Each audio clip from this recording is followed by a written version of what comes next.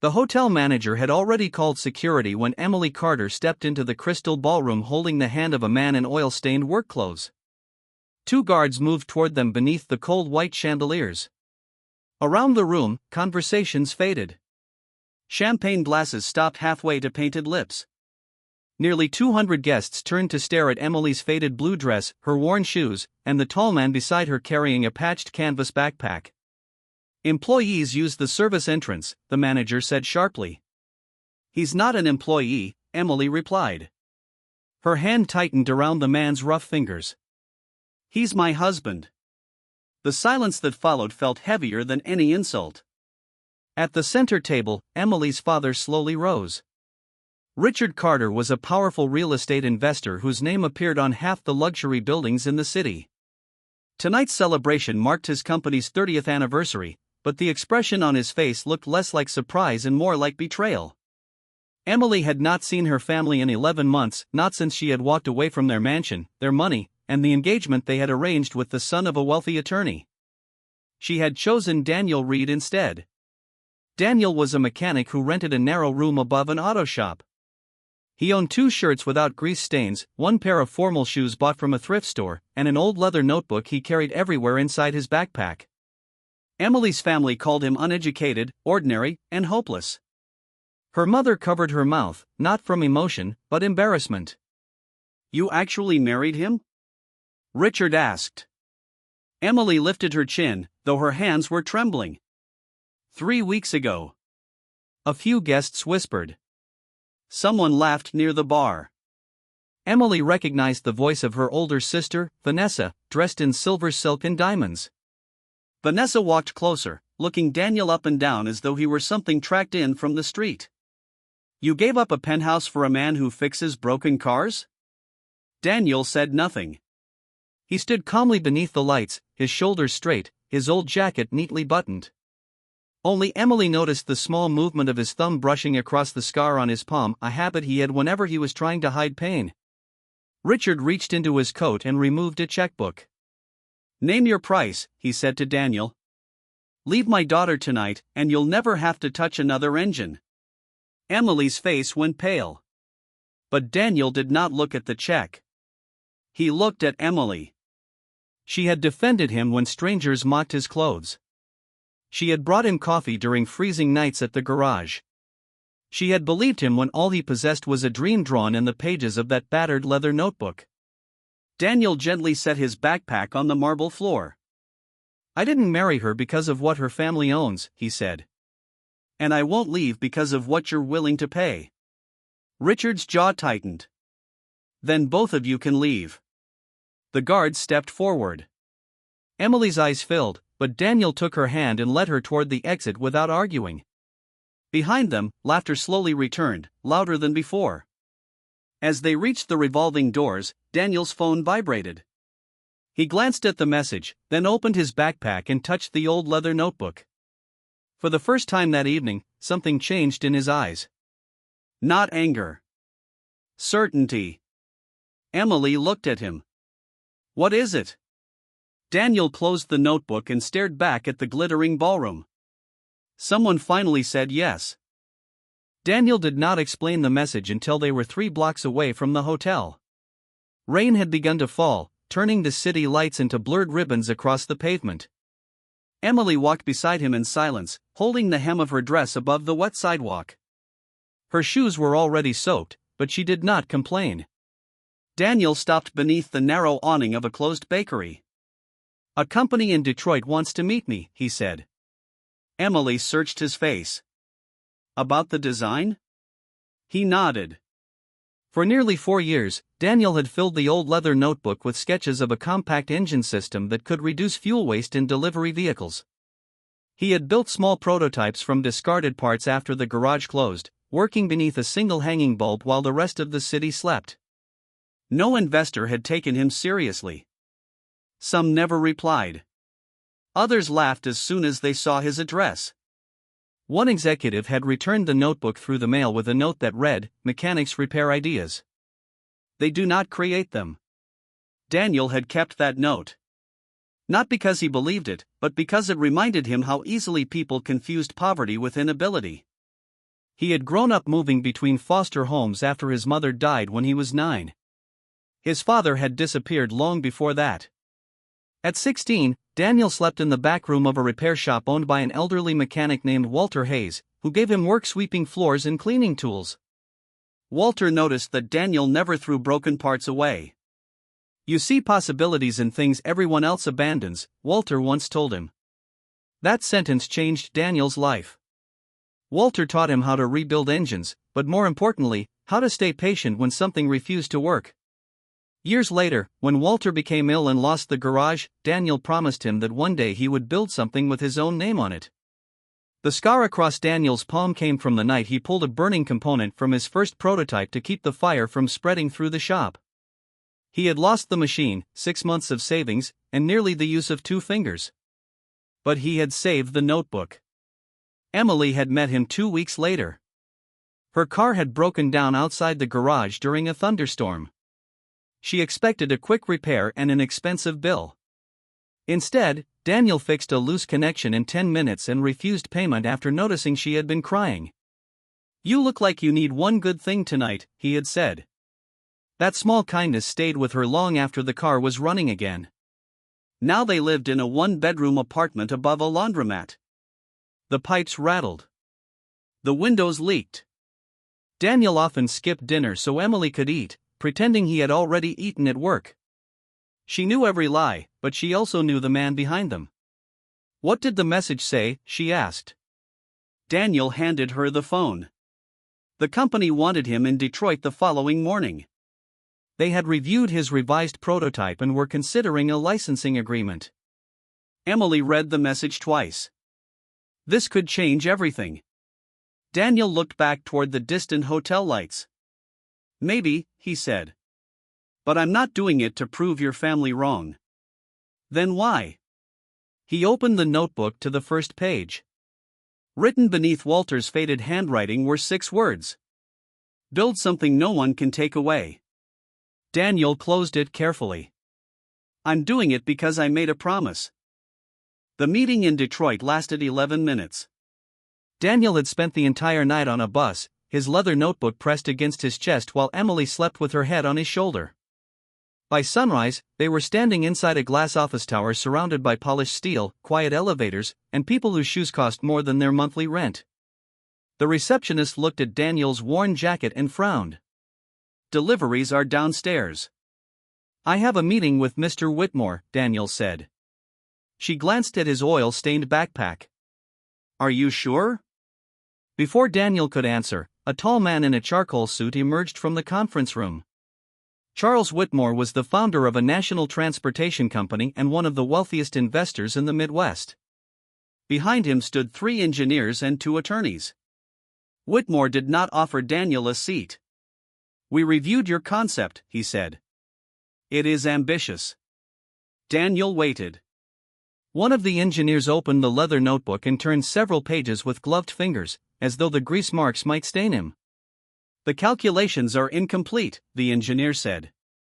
"The drawings are crude." "And your prototype failed once already." "It failed because I used recycled materials," Daniel replied calmly. "The principle did not fail." The engineer smiled. "That is what unsuccessful inventors always say." Emily's face tightened, but Daniel gently touched her wrist. He had heard worse in garages, banks, and offices where people decided his worth before he spoke. Whitmore slid a contract across the table. "We are willing to purchase the notebook and everything in it for $20,000. Emily stared at him. It was more money than they had ever seen at one time, but far less than the design could be worth. Daniel read the first page, then the second. The agreement would transfer every right permanently. His name would never appear on the invention. "You would own the design," Daniel said. Whitmore nodded. "You would return to repairing cars with enough money to live comfortably for a while." "And if the system works?" "That is our risk." Daniel closed the contract. "No." The room went still. One attorney laughed under his breath. Whitmore leaned back. "You came here with holes in your shoes, and you are rejecting $20,000? Daniel looked down at those shoes. The left sole had begun to separate during the walk from the bus station. Emily had quietly tied it together with black thread in her restroom before the meeting. He raised his eyes. "I came here poor," he said. "I did not come here desperate." Whitmore's expression hardened. The engineer pushed the notebook toward Daniel. "Then take your drawings and leave." As Daniel placed it back in his backpack, Emily noticed a red warning light blinking on a monitor across the conference room. A live test of the company's newest delivery vehicle was streaming from a private facility downstairs. The engine temperature was climbing. No one else seemed concerned. Daniel studied the screen for 3 seconds. Then 5. His face changed. "You need to stop that test," he said. The engineer barely looked up. "Security will escort you out." Daniel remained still. "The cooling unit is not failing," he said. "The sensor is reading the wrong section of the engine." Whitmore turned toward the monitor. A second warning light appeared. Then a third. The room erupted with voices as an alarm sounded through the building. An assistant rushed in, pale and breathless. "Sir, the test vehicle has locked down. The engineering team cannot identify the fault." Whitmore looked at Daniel. Daniel quietly zipped his backpack. "You had your chance to listen." The alarm grew louder as red lights flashed across the glass walls. On the monitor, the test vehicle sat motionless inside a sealed chamber. Thin smoke drifted from beneath its hood while engineers in protective gear rushed around it, shouting into headsets. Charles Whitmore grabbed the conference phone. "Shut down the entire system." A voice answered through the speaker. "We already tried. The control unit isn't responding." The room fell silent. Daniel looked at the screen again. He noticed the pattern of the warning lights, the brief pause between each signal, and the way the temperature reading rose too quickly to be real. He had seen something similar years ago in Walter's garage. Not in a luxury delivery vehicle. In a broken city bus no one believed could be saved. Daniel stepped toward the monitor. "The engine isn't overheating," he said. "The emergency system thinks it is." The lead engineer shook his head. "That makes no sense. The vehicle is trapped in its own safety command." Whitmore stared at him. "Can you stop it?" Daniel looked down at his scarred palm. "I can try."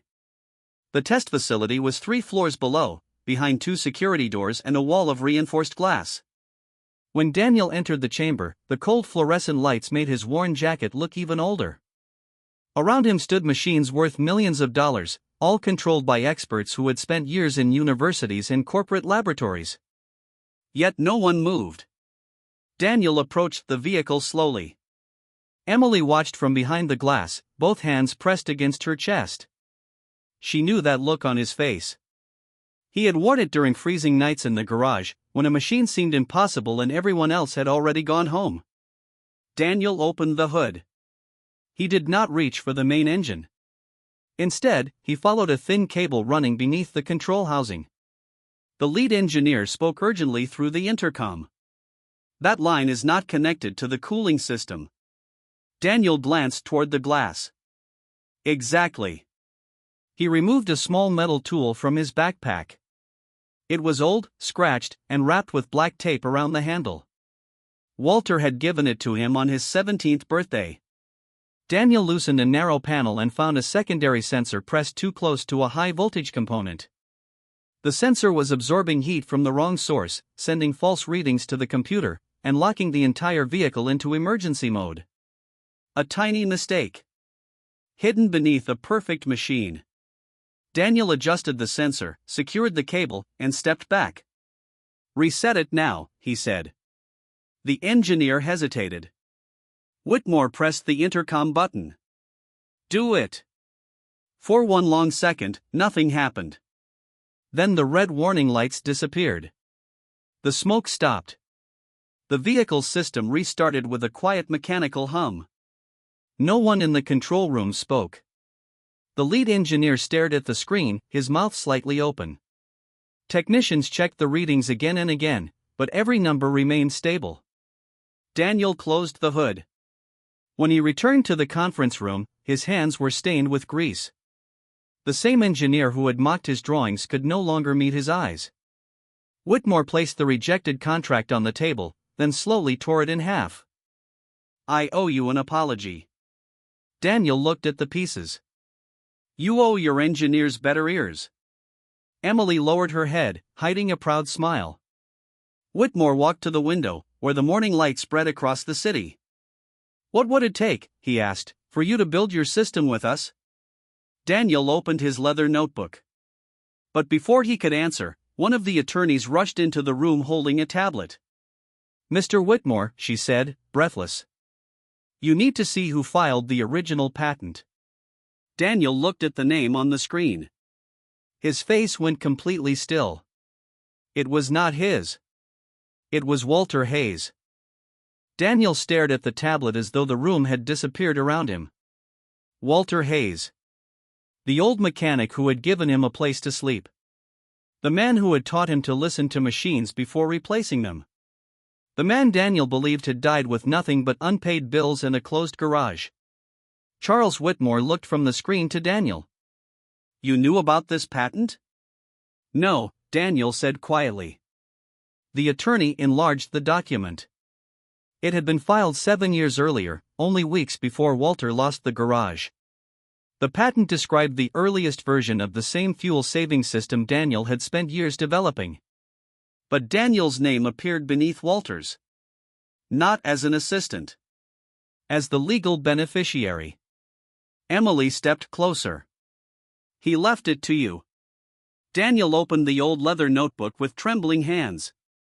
For years, he had believed the first pages contained only Walter's rough calculations and reminders. But now he noticed something hidden inside the back cover, a thin seam beneath the worn lining. He carefully pulled it open. A folded letter slipped onto the table. Daniel recognized the uneven handwriting immediately. He began to read. Walter wrote that Daniel had arrived at his garage as a frightened 16-year-old with no family, no money, and nowhere to go. The boy had been offered a broom, a meal, and one night on the shop floor. But the following morning, Walter discovered that Daniel had repaired an old generator no one else could fix. Daniel had never told him. He had simply left it running so the shop would have heat. That small act changed everything. Walter realized the boy did not help people to be praised. He helped because he understood what it meant to be cold, forgotten, and afraid. So Walter taught him everything he knew. Years later, when Daniel began sketching his engine system, Walter secretly filed the first patent. He knew companies might steal the work from a poor mechanic who had no lawyer, no degree, and no powerful family. The final lines blurred through Daniel's tears. "You saved my shop before I saved you. This was always your idea. I only protected it until you were strong enough to protect yourself." The conference room was silent. Emily reached for Daniel's scarred hand. Whitmore slowly sat down. That patent could be worth millions. Daniel folded the letter with extraordinary care. It was worth more than that to him. The attorney explained that Walter had placed the rights in a trust. The patent, the original design, and all future improvements legally belonged to Daniel. Whitmore's company could not purchase the idea from anyone else. They needed him. For the first time in Daniel's life, men in expensive suits were not deciding whether he deserved a seat at the table. They were waiting for his terms. Daniel looked at the torn contract, then at the engineers behind the glass. "I want a partnership," he said. "My name stays on the design." Whitmore nodded. "And I want a training program for mechanics who never had the chance to attend college." The lead engineer raised his eyes. Whitmore extended his hand. "Agreed." Daniel did not take it immediately. "One more condition." "What is it?" Daniel placed Walter's taped metal tool beside the contract. "The first workshop carries his name." 6 months later, the same crystal ballroom was filled with the same cold chandeliers, the same polished marble, and many of the same people who had laughed when Emily arrived in a faded blue dress beside a poor mechanic. But this time, no one called security.